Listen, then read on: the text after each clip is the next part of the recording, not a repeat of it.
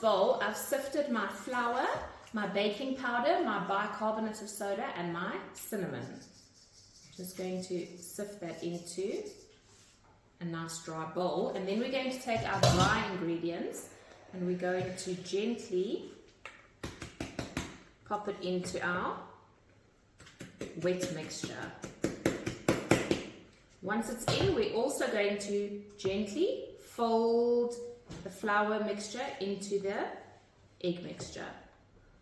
So gentle scoops around the bottom of the bowl, around the side of the bowl, and just gently folding it in. So we do a scoop around and then we cut down the middle.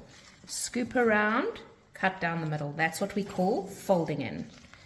Until we see no more dry ingredients. Once all of our flour has been incorporated into the wet egg and carrot mixture.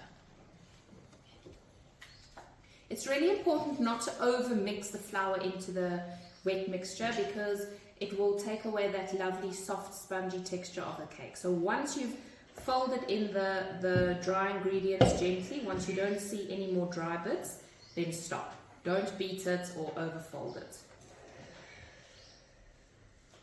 Okay. Now, right, so now I'm going to line my springform cake tins.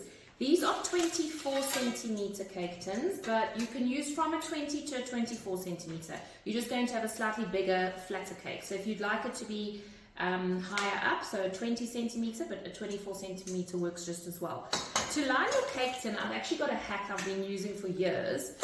Instead of cutting a round little circle, is you take a square of greaseproof paper, you take your base with a lip facing upwards, you pop your paper over and you open your tin and you literally put the whole tin over this paper, just like this, and you close the springform tin. So what happens is it lines it perfectly and you just have these little bits on the sides which are not a problem in the oven.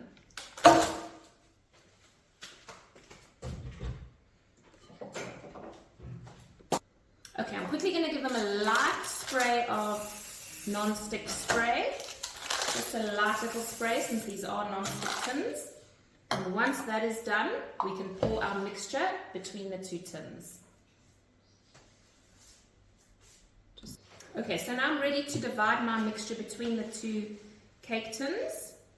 Doesn't that look delicious? So evenly distributed between the two. What I generally tend to do to give myself a guideline is to use the little pins that are inside the tin. So make sure that both tins have the filling up to the same spot where the little pins inside of the tin are.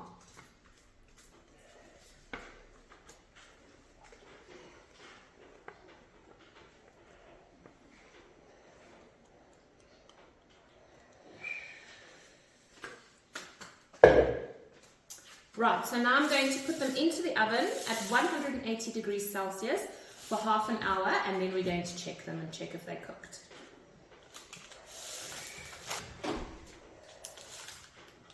Okay.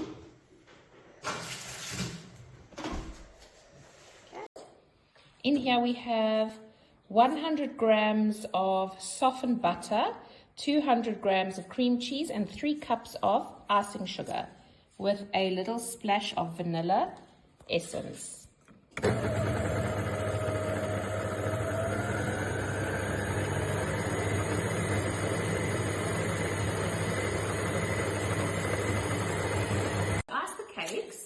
We're going to pick them up off the base. We've let it cool down.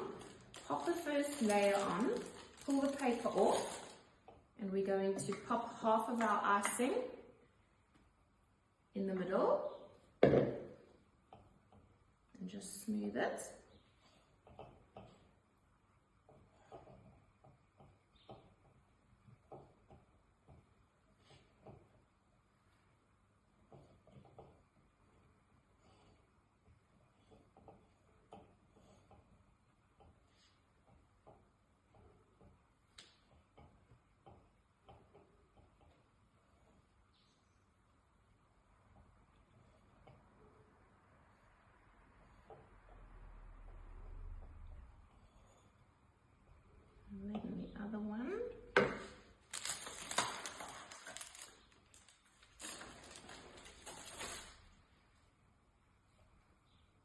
on top,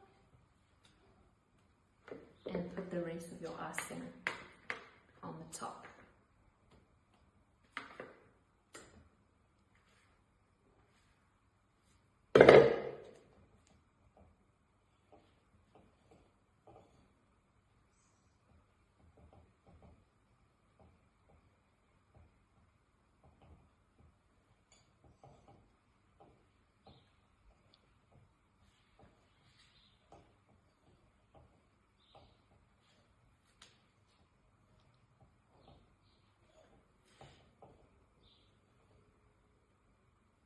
And then to garnish, we're going to use pecan nuts.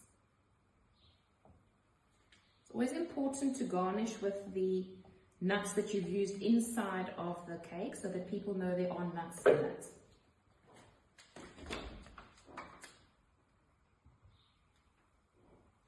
And stop eating. Okay, and now we're done, and I'm just going to garnish with some pecan nuts. Like I've mentioned, it's really important to garnish with the nuts that are in the cake so people are well aware that there are nuts in the cake. And it's nice to have that crunchiness on top. So there we go. A lovely, easy to bake carrot cake.